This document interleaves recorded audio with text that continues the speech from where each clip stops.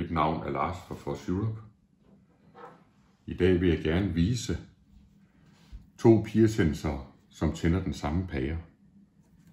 Pæren er monteret direkte på relæudgangen på peersensor nummer 1, og så vil vi gerne have peersensor nummer 2 til at tænde peersensor nummer 1, så pæren også tænder. Vi starter med at gå ind og lave et smartprogram.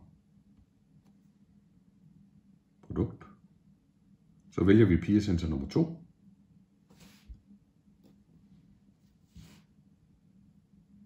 Når den tænder, så vælger vi, hvad det skal ske, når den tænder. Så vælger vi peersensor nummer 1. Starter vi med at sætte i manuel tilstand. Næste. Så går vi ind og siger produkt igen. Vælger peersensor nummer 1. Og så siger vi, at den skal tænde, gemmer, og næste. Så ligger programmet her. Hvis peersensor nummer 2 tænder, vil peersensor nummer 1 tænde pæren. Det gemmer vi.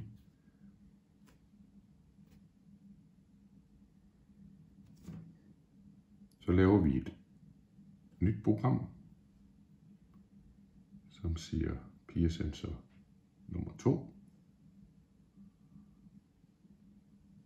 Når den slukker,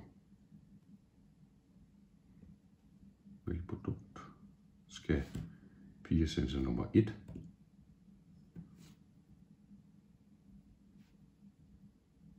slukke,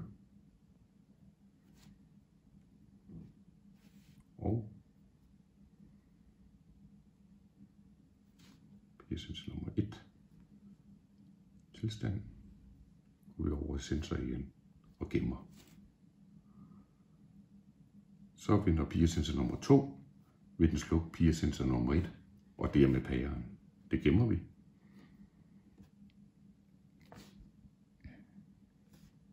Hvis vi så går over på peersensor nummer 2, slår den i bevægelsessensor, så vil peersensor nummer 2 nu tænde peersensor nummer 1 og pæren samtidig.